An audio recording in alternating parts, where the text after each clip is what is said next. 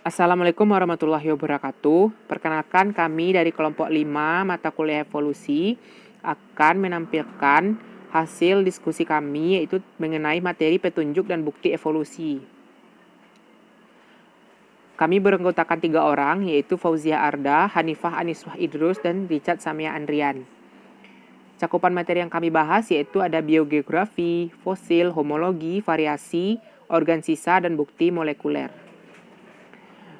Petunjuk dan bukti evolusi. Pengertiannya adalah sebuah kebenaran itu baru bisa diakui sebagai suatu kebenaran ketika dapat dibuktikan dengan bukti-bukti yang benar dan rasional. Hal ini berlaku juga untuk teori evolusi. Untuk membuktikan bahwa evolusi benar-benar terjadi, para ahli evolusi berusaha menemukan petunjuk terjadinya evolusi. Petunjuk evolusi itu merupakan segala peristiwa yang mengarahkan pemikiran para ahli terhadap pembenaran terjadinya evolusi, dan petunjuk ini diperkuat dengan adanya berbagai bukti evolusi.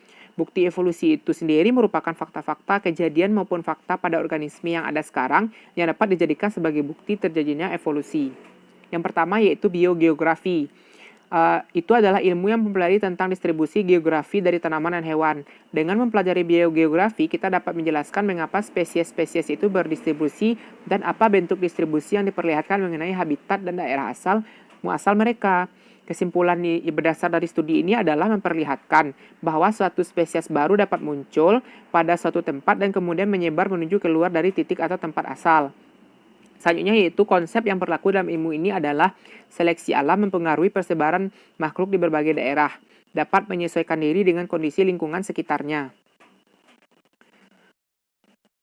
Selanjutnya yaitu beberapa contoh yang bisa kita jadikan gambaran tentang biogeografi ini. Yang pertama yaitu hewan. Contoh hewannya itu yaitu kanguru yang terdapat di benua Australia.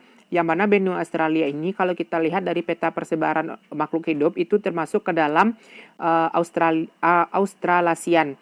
Yang mana hewan-hewan Australasian ini banyak memiliki hewan-hewan endemik di tempatnya. Contohnya itu yaitu kanguru. Akan tetapi di Australia itu sendiri terdapat hewan berkantong yang disebut dengan hewan marsupial, yang mana kantong tersebut dapat membesarkan, melindungi, dan menyusui anaknya.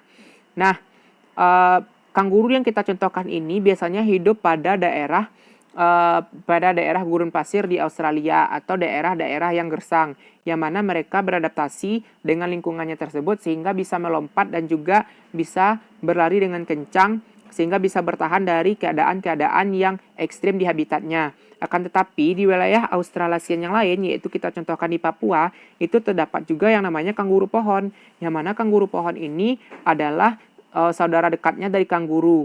Mereka berdistribusi yaitu yang satu ke Australia, yang kedua ke benua Australia, ke Papua, yang mana kanguru pohon ini tidak bisa melompat dan mereka habitatnya itu di terestrial, yaitu yang berhabitat di pepohonan. Nah, seperti itu. Selanjutnya yaitu tumbuhan. Tanaman kaktus famili Cactaceae ditemukan di gurun pasir sebelah tenggara Amerika Utara dan di gurun pasir Andes, tetapi tidak dapat ditemukan di tempat lain. Nah, sedangkan di Afrika yang tandus itu didominasi oleh famili tumbuhan Euphorbiaceae, yang mana kita bisa lihat seleksi alam yang terjadi pada daerah tersebut membuat keanekaragaman tumbuhan yang ada pada daerah tersebut. Selanjutnya yaitu fosil. Fosil ini berasal dari bahasa Latin, mohon maaf di situ adalah bahasa Latin bukan bahasa Yunani, yang artinya adalah yang fossa, yang artinya galian. Secara harfiah, fosil ini adalah sisa-sisa atau bekas-bekas makhluk hidup yang menjadi batu atau mineral. Ilmu yang mempelajari tentang fosil ini disebut dengan ilmu paleontologi. Selanjutnya ada juga orang mengatakan yaitu fosil hidup. Apa itu fosil hidup? Fosil hidup itu adalah hewan atau tumbuhan yang masih hidup sampai sekarang akan tetapi menyerupai hewan atau tumbuhan yang sudah punah. Contohnya itu ikan colakan dan juga pohon ginkgo. Selanjutnya yaitu syarat-syarat terbentuknya itu fosil. Yang pertama yaitu sisa-sisa dari organisme. Yang kedua pada umumnya itu berbentuk padat, kompak, ataupun keras. Umurnya itu bisa lebih dari 11.000 tahun. Terawetkannya itu secara ilmiah, secara alami seperti itu. Ini adalah macam-macam pengawetan dari fosil. Nah, dari fosil ini ada dua kategori, yaitu sisa aktivitasnya dan juga sisa tumbuhnya. Nah, sisa aktivitasnya ini bisa terjadi antara dua, yaitu kotoran dan juga jejak langkah. Yang mana hasil akhir dari kotoran ini disebut dengan koprolit dan jejak langkah ini disebut dengan trail dan tracks. Sedangkan untuk sisa tubuh, kalau misalkan tidak terjadi mineralisasi, itu disebut dengan fosil sebenarnya atau true fosil. Sedangkan ketika mereka itu terisi mineral yang terkandung dalam alam, itu disebut dengan fosil mineralisasi. Nah, bisa lihat di gambar itu fosil sejati dan juga fosil mineralisasi. Nah, mereka itu ada tiga, yaitu terendapkan, terpendam, dan juga tersingkap. Selanjutnya itu bagan pembentukan fosil. Bisa kita lihat dari bagan pembentukan fosil ini ada angka-angka. Nah, untuk angka pertama yaitu karang. Karang itu adalah hewan laut yang berkapur yang membentuk karang. Selanjutnya yang nomor 2 itu adalah radiolaria. Mohon maaf, sejenis plankton renik yang memiliki rangka silika. Selanjutnya nomor 3 yaitu moluska dua cangkang kapur. Dalam fosil organ-organ keras seperti ini mungkin terawetkannya itu sempurna. Selanjutnya yaitu graptolith. Nomor 4 yaitu graptolith. Fosil dengan rangka organis yang umumnya meninggalkan jejak dalam batu serpi hitam. Makhluk-makhluk hidup ini biasanya hidupnya itu berkelompok. Selanjutnya gigi hiu. Gigi hiu itu tulang dan gigi terdiri dari atas umumnya fosfor yang membuat lebih awet dibandingkan organ-organ yang berjaringan lunak. Selanjutnya yaitu fosil jejak. Fosil-fosil yang terbentuk oleh jejak-jejak yang tampak pada endapan. Yang ketujuh yaitu ammonite, satu spesimen yang cangkangnya telah digantikan oleh pirit besi dan juga terawetkan. Yang ke-8 pohon membatu. Seiring waktu sel-sel kayu pohon digantikan oleh silika dan membatu. 9 damar, organisme-organisme kecil terawetkan dalam getah damar. Daun terkarbonkan, yaitu tumbuhan beralih rupa menjadi serat-serat karbon. Selanjutnya klasifikasi fosil. Klasifikasi fosil ini ada terbagi menjadi 5, yaitu ada animalia fosil. Animalia fosil itu adalah fosil dari kerajaan hewan dengan spesimen tertuanya yang diketahui berasal dari 600 juta tahun yang lalu. Yang kedua yaitu plante fosil, yaitu fosil dari kerajaan tumbuhan dengan spesimen tertua yang diketahui berasal dari 500 juta tahun silam. Yang ketiga yaitu ada protista fosil, fosil organisme bersel tunggal. Spesimen tertua itu diketahui berasal dari 1,7 miliar tahun yang lalu.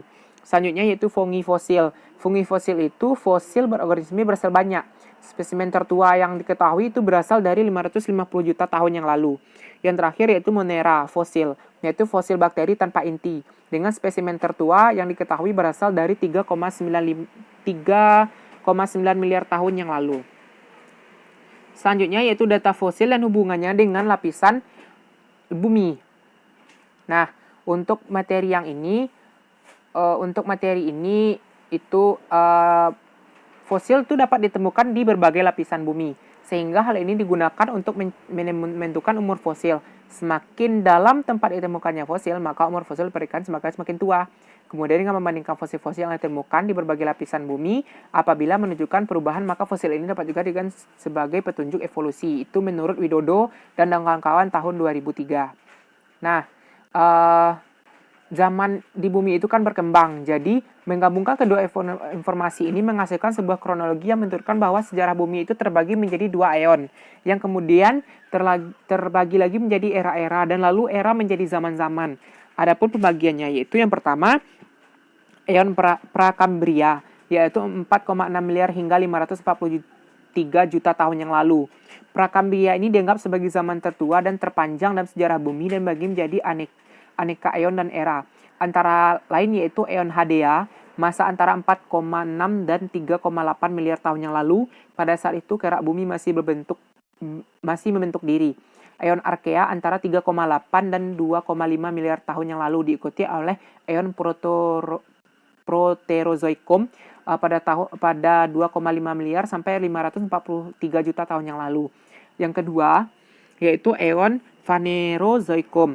Eon Phanerozoikum ini terjadi sekitar 540 juta tahun hingga yang lalu hingga hari ini. Pada eon ini mulai tampak kehidupan. Eon ini menjadi 3, yaitu era Paleozoikum.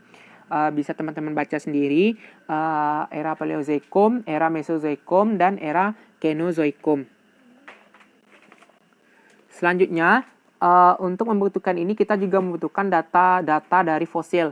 Di sini dicontohkan yaitu data fosil kuda. Kuda sekarang sangat berbeda dengan kuda pada zaman lampau. Hal ini disebabkan dengan pengkajian fosil, perbedaan ini meliputi jumlah jari. Kuda sekarang ini hanya mempunyai satu jari pada setiap kakinya. Sedangkan perbedaan dari segi giginya ada tiga perbedaan, yaitu semua bentuk gigi sama dan tidak ada geraham maupun geraham kecil.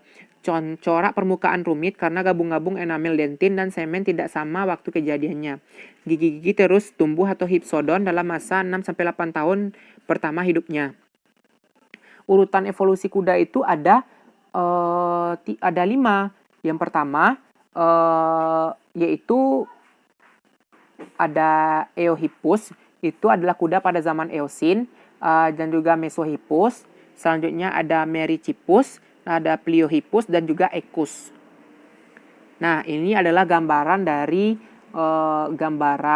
dari evolusi dari kuda. Eohippus yang paling kecil itu berada pada masa 60 juta tahun yang lalu, yang mana memiliki tinggi sekitar 0,4 meter. Dia itu juga disebut dengan Hiracotherium, yang mana ciri-cirinya yaitu hidup pada masa Eosin. Ukuran tubuhnya hanya sebesar kucing atau kancil. Tingginya sekitar 30 cm sampai 40 cm, sehingga mudah menyelinap di antara semak belukar. Yang kedua yaitu pemakan semak belukar dilihat dari struktur giginya. Giginya itu berjumlah 22 dengan gigi geraham terspesialisasi untuk menggiling makanan. Kakinya memiliki beberapa jaringan yang berguna untuk menggali dan mengais akar-akar yang lunak. Selanjutnya yang terakhir, kaki depan itu 4 jari. Jari 1 rudimen, kaki belakang 3 jari, jari 1 dan 5 rudimen. Selanjutnya yaitu ada Miohippus, yang mana Miohippus ini hidup pada 40 juta tahun yang lalu, sekitar 40 juta tahun yang lalu, dengan tinggi itu sekitar 0,6 meter atau 60 cm. Dia itu hidup pada masa Oligosin, yaitu 34 sampai 24 juta tahun yang lalu. Ukuran tubuhnya itu lebih besar dari Eohippus, pemakan rumput juga. Giginya itu lebih lebar dan bermahkota email yang cukup tebal untuk menggigit dan mengunyah rumput. Kakinya memiliki 3 jari saja. Evolusi dari Eohippus. Selanjutnya yaitu Merychippus, yang mana Merychippus ini hidup pada masa Miosin. Masa Miosin ini terjadi pada sekitar 30 juta tahun yang lalu. Ukuran tetap lebih besar dari Miohippus, kemudian pemakan rumput, kaki memiliki 3 jari saja dengan jari 2 dan 4 kecil tidak sampai menyentuh tanah. Kaki depan dan belakang pada jari 1 dan 5 itu memiliki rudimen, dan jari kedua dan 4 kecil tidak menyentuh tanah. Selanjutnya yaitu Pliohippus, yang mana Pliohippus ini hidup sekitar 10 juta tahun yang lalu dengan memiliki tinggi sekitar 1 meter. Nah, untuk jarinya tetap itu memiliki 3 dan juga ukuran badannya lebih besar dari Merychippus. Selanjutnya yaitu ada Equus atau kuda modern. Nah, kuda modern ini setelah terjadinya evolusi, tingginya itu sekitar 1,6 meter dan hidup sekitar 1, juta tahun yang lalu sampai sekarang. Skema rekonstruksi evolusi kuda, yang mana kita itu berfokus pada jumlah jari yang terdapat pada setiap kuda pada masanya, yaitu pada Hiracotherium atau Hiracotherium itu memiliki 5 jari, sedangkan pada Miohippus atau itu ada 3 jari, akan tetapi yang jari keempatnya itu tidak terlalu melekat pada tulang. Selanjutnya yaitu Merychippus, terjadi penyusutan antara jari kedua dan jari keempat. Yang selanjutnya pada Equus, pada kuda modern itu sudah menyatu antara jari kedua dan keempat, sehingga kuda pada zaman sekarang itu hanya memiliki 1 jari saja pada setiap kakinya. Faktor yang menyebabkan kuda berevolusi itu ada bermacam-macam. Yang pertama yaitu perubahan pada jumlah jari dan membesarnya jari disebabkan karena menyesuaikan diri di tempat yang berpijaknya. Yang mulanya itu hutan berawas menjadi padang rumput. Nah, itu yang dikatakan sebagai seleksi alam itu mempengaruhi kemunculan dari makhluk hidup yang baru. Perubahan geraham menjadi tinggi dan bergiri-giri disebabkan karena menyesuaikan diri dengan jenis makanannya yang semula buah-buahan lunak sehingga menjadi rumput yang mengandung silika. Itu karena perubahan juga tadi habitat tadi dari hutan rawa menjadi padang rumput. Selanjutnya leher berubah menjadi panjang dan gerakan semakin lincah karena menyesuaikan diri untuk memperluas jangkauan pandangan terhadap predator yang di padang rumput dan dapat menengok ke segala arah. Nah, untuk poin yang ketiga ini sangat kita bisa membedakan karena pada zaman dahulu kuda itu hanya sebesar kancil maupun kucing, mereka bisa menyelinap ke semak-semak belukar untuk menghindari pemangsanya. Sedangkan pada kuda yang sekarang, pada hidup di padang rumput, predatornya itu lebih luasa untuk menangkapnya, maka dibutuhkan evolusi untuk semakin meningkatkan gerakan dan juga mengubah bentuk morfologi tubuh. Sekian materi dari saya, selanjutnya akan disampaikan oleh Saudari Fauziah Arda. Baiklah, terima kasih saya ucapkan kepada moderator.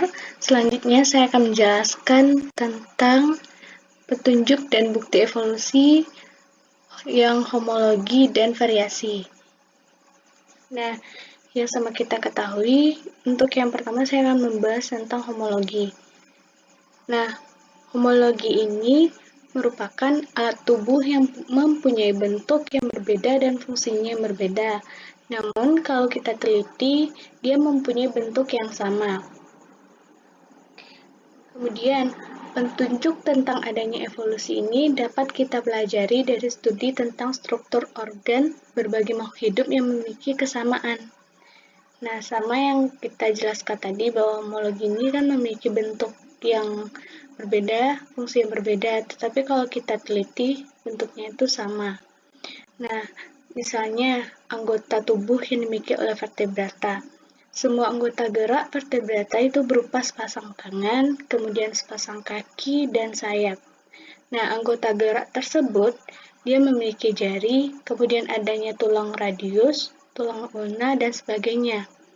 Nah, anggota gerak tersebut dimiliki oleh semua kelompok vertebrata. Nah, kesamaan anggota gerak itu tidak hanya meliputi tulang, tetapi juga otot, saraf, persendian, dan pembuluh darah. Oke, kita next.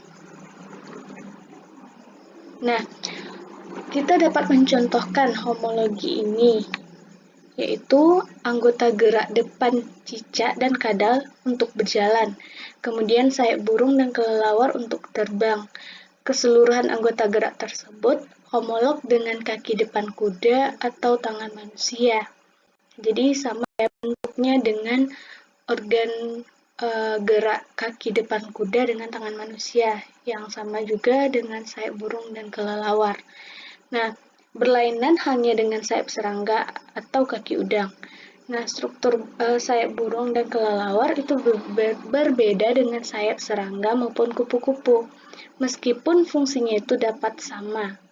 Hal ini disebabkan karena asal-usul organ tersebut tidak sama, sehingga tidak dapat dijadikan petunjuk terjadinya evolusi. Nah, di sini juga dikatakan bahwa suatu fungsi yang memiliki organ yang memiliki fungsi yang berbeda, kemudian asalnya fungsinya sama, kemudian asalnya berbeda. Nah, ini disebut juga dengan analog.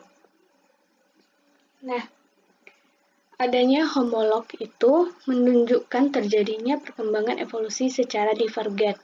Nah, yang maksud dengan evolusi divergen ini adalah evolusi dari satu spesies yang menghasilkan beberapa spesies yang memiliki anatomi tubuh yang sama.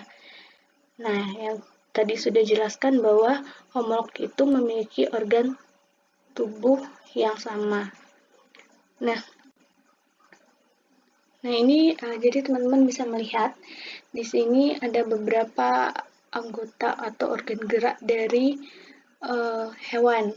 Nah, sama seperti halnya di sini burung untuk terbang, kemudian lumba-lumba untuk berenang, kemudian ada anjing, ada domba untuk berlari, dan ada di sini anggota gerak manusia. Jadi pada umumnya bentuknya itu hampir sama. Namun walaupun ya fungsinya itu berbeda-beda. Nah, Kemudian di sini pada homolog ini, nah jadi pada homolog ini mengapa strukturnya sangat berbeda? Akan terdiri dari tulang yang sama gitu kan ya. Nah, jika evolusi itu tidak terjadi, ini memang akan menjadi sebuah teka-teki. Teka-teki mengapa struktur organ tersebut sangat berbeda. Padahal dia terdiri dari tulang yang sama ya. Kalau tidak terjadi evolusi, hal tersebut akan menjadi teka-teki bagi kita. Tapi ketika kita mempertimbangkan bahwa semua hewan adalah keturunan dari nenek moyang yang sama, mudah untuk memahami bahwa seleksi alam telah memodifikasi blok yang sama mulai awal untuk melayani tujuan yang sangat berbeda. Jadi karena adanya evolusi melalui seleksi alam, jadi telah termodifikasi blok yang sama sehingga ya bentuk dari organ-organ tersebut ada yang berbeda. Nah, berikutnya kita akan membahas tentang variasi. Jadi ada di sini petunjuk dan bukti evolusi yaitu variasi. Nah, yang dikatakan variasi itu apa? Variasi itu adalah segala macam perbedaan yang terdapat antar individu dalam satu spesies. Variasi ini dapat terjadi karena pengaruh berbagai faktor, seperti suhu, tanah, makanan, dan habitat. Jadi, oleh karena itu, adanya variasi itu merupakan bahan dasar petunjuk terjadinya evolusi yang menuju ke arah terbentuknya spesies baru. Nah, di sini kita ketahui bahwa evolusi ini akan membuat sesuatu menjadi lebih bervariasi gitu. Karena adanya evolusi, tentu akan adanya variasi-variasi baru menuju terbentuknya spesies baru. Nah, di sini ada dua variasi. Kita lihat dari pertama itu variasi dalam satu keturunan. Yang kedua ada variasi makhluk hidup akibat penyebaran geografis. Nah, untuk yang pertama, kita akan membahas variasi dalam satu keturunan. Nah, yang sama kita ketahui, manusia satu dengan manusia lainnya itu selalu memiliki perbedaan, baik dengan saudara-saudara kita sendiri, meskipun kita dilahirkan dari orang tua yang sama. Di dunia ini, tidak akan pernah kita jumpai dua individu yang identik sama. Bahkan, sekalipun anak kembar yang kita temukan pasti punya perbedaan. Nah, demikian pula individu yang termasuk dalam satu spesies. Nah, kita bisa melihat perbedaan tersebut dari perbedaan warna, ukuran, berat, kebiasaan, dan lainnya. Jadi, antar individu dalam satu spesies pun terdapat variasi. Nah, adanya perbedaan kondisi alam dari satu tempat ke tempat yang lain, kemudian dari satu waktu ke waktu berikutnya itu memberikan kesempatan kepada makhluk hidup di dalamnya untuk menyesuaikan diri. Akibat dari usaha untuk menyesuaikan diri, maka timbullah variasi. Jadi, pertama adanya usaha menyesuaikan diri. Misalkan suatu makhluk hidup, ada hewan yang hidupnya di gurun, kemudian ada hewan yang hidupnya di daratan. Kemudian tentu ada perbedaan yang mencolok antara hewan yang berbeda hidupnya. Yang satu tempatnya di gurun, yang satu tempatnya di daratan. Tentu ada perbedaan-perbedaan yang nantinya baik itu dari bentuk atau ukuran tubuhnya dan lain sebagainya. Nah, jadi akibat dari usaha menyesuaikan diri ini, maka terjadilah variasi atau timbullah variasi. Nah, fakta adanya variasi pada makhluk hidup di sekitar kita itu menjadi petunjuk pertama terjadinya evolusi.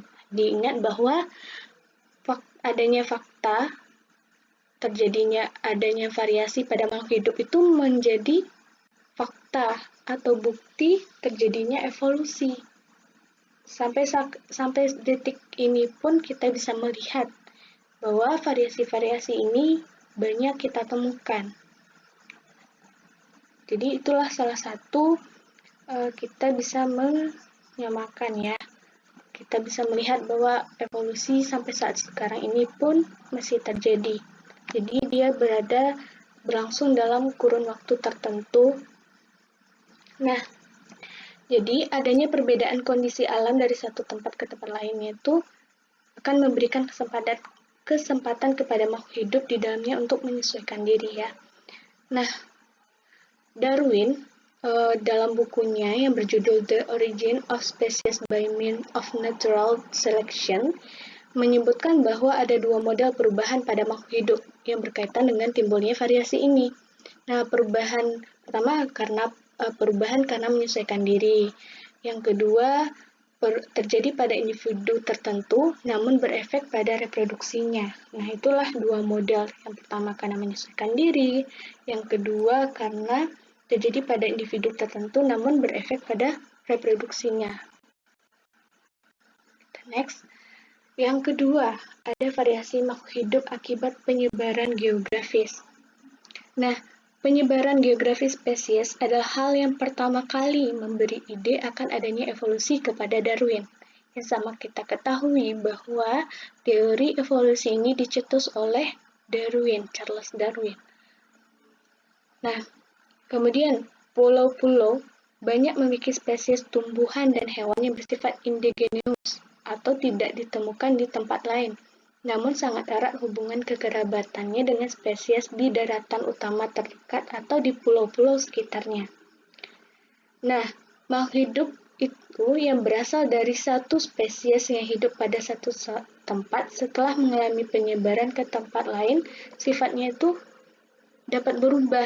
Jadi, dari satu spesies yang hidup pada satu tempat, kemudian mengalami penyebaran, sehingga sifatnya itu akan berubah.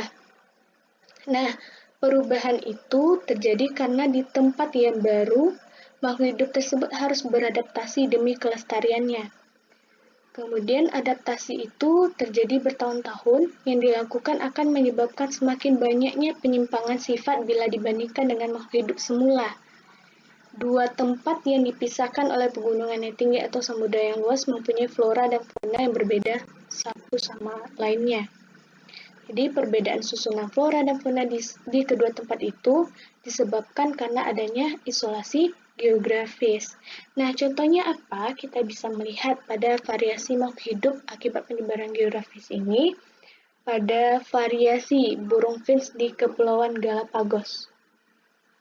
Nah, jadi dari pengamatan tampak bahwa burung-burung finch tersebut memiliki bentuk paruh dan ukuran yang berbeda dan menunjukkan mempunyai hubungan dengan burung finch yang ada di Amerika Selatan. Mungkin karena sesuatu hal burung itu bermigrasi ke Galapagos. Mereka menemukan lingkungan yang baru yang berbeda dengan lingkungan hidup moyangnya. Jadi awalnya dia hidup di Galapagos, kemudian dia bermigrasi. Nah, burung itu kemudian berkembang biak dan keturunannya mempunyai sifat yang sesuai dengan lingkungan yang akan bertahan hidup. Sedang yang tidak menyesuaikan diri akan mati. Nah, sesuai dengan teori evolusi Darwin. Jadi yang mampu bertahan itulah yang akan hidup. Mampu menyesuaikan diri dengan lingkungan, maka hewan-hewan tersebutlah yang mampu bertahan untuk hidup. Nah, kemudian karena lingkungan yang berbeda, burung-burung itu akan menyesuaikan diri dengan jenis makanan yang ada di Galapagos. Tadi dari Amerika Selatan ya, kemudian burung-burung tersebut bermigrasi ke Galapagos dan akhirnya terbentuklah 4 spesies burung finch yang berbeda dalam bentuk dan ukuran paruhnya. Nah, inilah dia variasi burung finch di Kepulauan Galapagos. Nah, jadi sama halnya dengan makhluk hidup lainnya, tidak hanya burung finch yang diciptakan bervariasi, melainkan juga pada tumbuhan, manusia, dan hewan lainnya. Pada hewan yang diciptakan bervariasi dan beragam jenisnya, ada yang berjalan dengan 2 kaki dan sebagainya. Lagi ada yang berjalan juga dengan 4 kaki, jadi beragam. Nah, selain pada burung finch, Proses ini juga berlaku untuk spesies yang lainnya, misalnya analisis terhadap keberadaan hewan berkantung atau marsupial di daerah benua Australia. Nah, kenapa di Australia itu merupakan tempat tinggal bagi mamalia berkantung, tetapi relatif sedikit untuk hewan yang berplasenta. Nah, jadi hal ini dijelaskan bahwa bukan karena Australia ini tidak ramah terhadap mamalia yang berplasenta, akan tetapi buktinya pada tahun-tahun terakhir ini manusia telah memasukkan kelinci ke Australia dan populasi kelinci itu meledak. Hipotesis yang berlaku adalah bahwa fauna Australia ini itu berkembang di pulau benua Australia dalam keadaan yang terisolasi dari tempat-tempat di mana nenek moyang mamalia berplasenta hidup.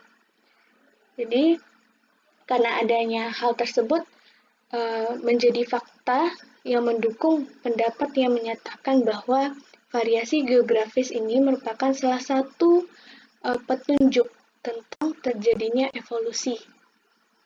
Ya, sampai saat sekarang pun seperti itu. Jadi, bagi hewan-hewan yang mampu menyesuaikan diri, maka hewan tersebutlah yang dapat bertahan hidup. Nah, jadi tadi kan kita membahas tentang petunjuk. Jadi kita sekarang akan membahas tentang bukti.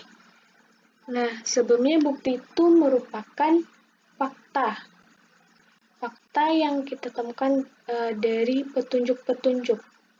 Jadi, fakta-fakta kejadian maupun fakta pada organisme yang ada sekarang yang dijadikan sebagai bukti terjadinya evolusi. Nah, di sini ada contohnya biodiversitas. Biodiversitas ini juga disebut dengan keanekaragaman hayati. Jadi, keanekaragaman hayati dari makhluk hidup ini dapat terjadi karena akibat adanya perbedaan warna, ukuran, bentuk, jumlah, tekstur, penampilan, dan sifat-sifat lainnya.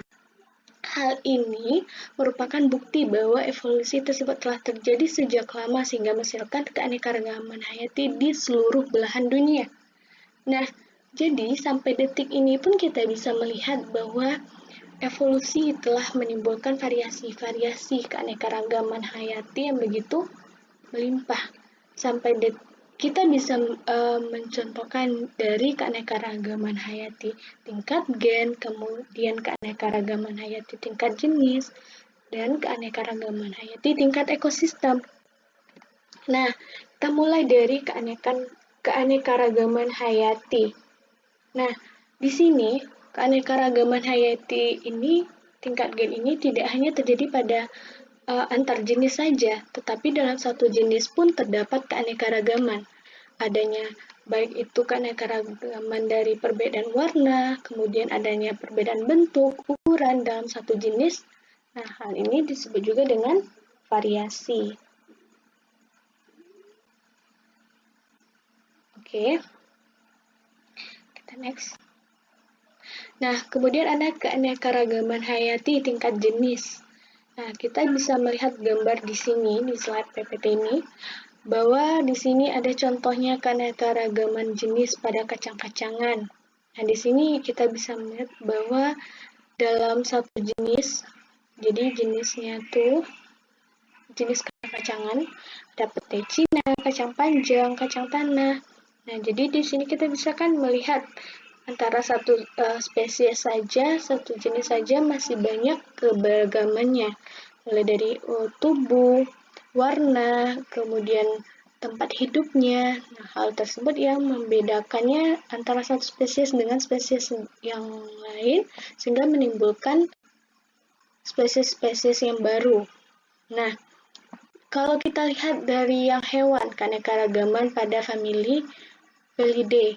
Nah, di sini ada kucing, ada macan, kemudian ada singa, ada harimau.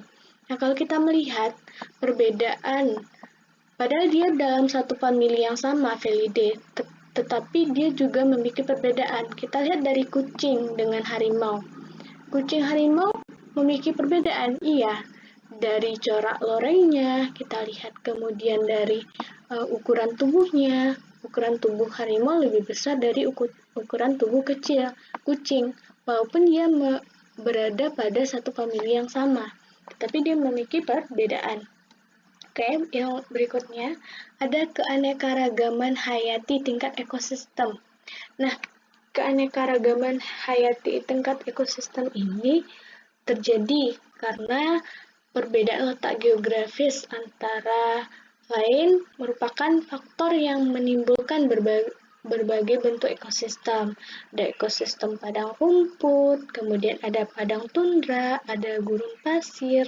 Nah, di sini teman-teman bisa melihat kalau ini gambar yang A itu padang rumput, kemudian gambar yang B padang tundra, dan gambar yang C itu adalah padang pasir. Nah, perbedaan letak geografis ini menyebabkan perbedaan iklim. Perbedaan iklim yang menyebabkan terjadinya perbedaan temperatur. Nah, kemudian curah hujan, intensitas cahaya matahari, dan lamanya penyinaran. Nah, hal tersebut menyebabkan adanya variasi pada tingkat ekosistem. Nah, keadaan ini akan berpengaruh terhadap jenis-jenis flora dan fauna yang tumbuh di sana, yang hidup di sana, yang menempati suatu daerah. Nah, keanekaragaman jenis flora dan fauna yang menempati suatu daerah ini akan membentuk ekosistem yang berbeda. Maka terbentuklah keanekaragaman tingkat ekosistem. Jadi, semua bentuk keanekaragaman pada makhluk hidup yang telah dibahas ini merupakan bukti bahwa evolusi telah terjadi. Evolusi menyebabkan adanya variasi-variasi sehingga menuju ke bentuk pembentukan spesies baru. Nah, itulah beberapa petunjuk dan bukti evolusi yang sampai detik ini kita masih menemukan. Salah satunya itu dari variasi. Kita bisa melihat variasi hewan dan tumbuhan, kemudian dari segi kita makhluk hidup, menjadi petunjuk ya antara kita saudara kita dengan saudara satu dengan saudara yang lain, walaupun kita dilahirkan oleh orang tua yang sama, tetapi kita tetap memiliki perbedaan. Nah, baiklah, sekian pemaparan materi dari saya. Pemaparan materi berikutnya tentang petunjuk dan evolusi, bukti evolusi akan dijelaskan oleh rekan saya kepada Anip, disilahkan. Baiklah, terima kasih kepada Fauzia. Saya akan menjelaskan mengenai organ sisa dan organ rudimenter. Organ sisa berawal dari kematian gen yang berakibat pada kematian organ atau vestigial organ. Petunjuk evolusi ini dapat kita lihat dari beberapa fakta yang dapat diamati sampai dengan sekarang, yaitu pada tulang kaki ular, jari-jari kaki yang tereduksi pada kuda, kemudian umbai cacing pada manusia, otot penggerak telinga pada manusia, dan membran niktitan pada manusia. Dapat dilihat gambar di samping contoh organ sisa pada makhluk hidup. Selain itu, tidak jauh berbeda dengan organ sisa, petunjuk lainnya terjadi pada evolusi adalah organ rudimenter. Organ rudimenter ini merupakan organ yang mengalami penyusutan akibat tidak digunakan lagi. Hal ini diantaranya dapat dilihat dari tulang ekor manusia, geraham, lengan belakang pada cetacea. Sikap kita dalam memahami organ sisa yaitu mempercayai bahwa segala sesuatu yang terjadi ada alasan dan ada manfaatnya demi kebaikan. Nah, gambar di atas menunjukkan tulang ekor pada manusia yang mengalami rudimentasi dibandingkan dengan primata yang mendahulunya. Meskipun hingga saat ini kita belum mengetahui pasti fungsi dari tulang ekor, Rasulullah telah bersabda terkait fungsi tulang ekor dan juga terkait fungsi tulang ekor ini di hari kiamat kelak. Menurut riwayat dari Muslim, ada bagian tulang dalam tubuh manusia yang tidak akan hancur dari tubuhnya, yang baru akan dibentuk kembali pada hari kiamat.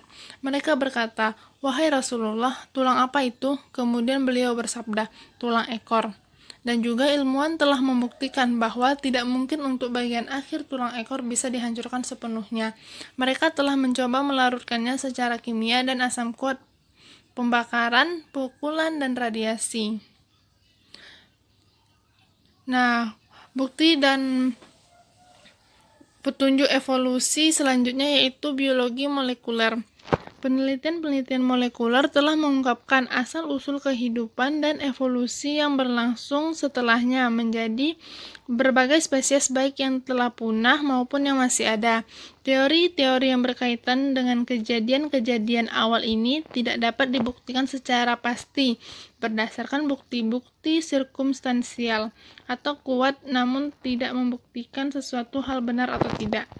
Biologi molekuler ini memandang proses perkembangan organisme yang ada pada saat ini dipandang sebagai perubahan organisme yang dimulai dari struktur DNA, di mana mekanisme perubahan tersebut dimulai dari tingkat molekul DNA penyandi program kehidupan, sehingga memungkinkan adanya keragaman organisasi makhluk hidup. Dari kajian bidang molekuler ini muncul banyak konsep penting adanya gen yang tidak berubah selama proses evolusi. Biologi molekuler ini berhasil mengungkapkan adanya fakta bahwa sebagian besar molekul DNA ternyata tidak digunakan sebagai fungsi hidup. Bagian DNA ini disebut dengan intron. Isinya merupakan hasil mutasi atau perubahan urutan basa nukleotida DNA yang mencerminkan sisa atau jejak kehidupan masa lalu. Berdasarkan konsep biologi molekuler ini, bahwa kajian asal-usul organisme sangat diuntungkan oleh keberadaan mitokondria, karena dalam kedua organel tersebut diketahui adanya DNA yang berbeda yang disebut dengan DNA kromosom. Selain itu, telah terbukti bahwa DNA mitokondria yang berasal dari ibu, sehingga untuk menelaah asal-usul manusia, hewan, tanaman tingkat tinggi banyak dilakukan dengan analisis DNA mitokondria. Nah, itulah penjelasan dari kelompok 5 mengenai petunjuk dan bukti evolusi. Kami mohon maaf apabila ada kesalahan. Kami akhiri. Wassalamualaikum warahmatullahi wabarakatuh.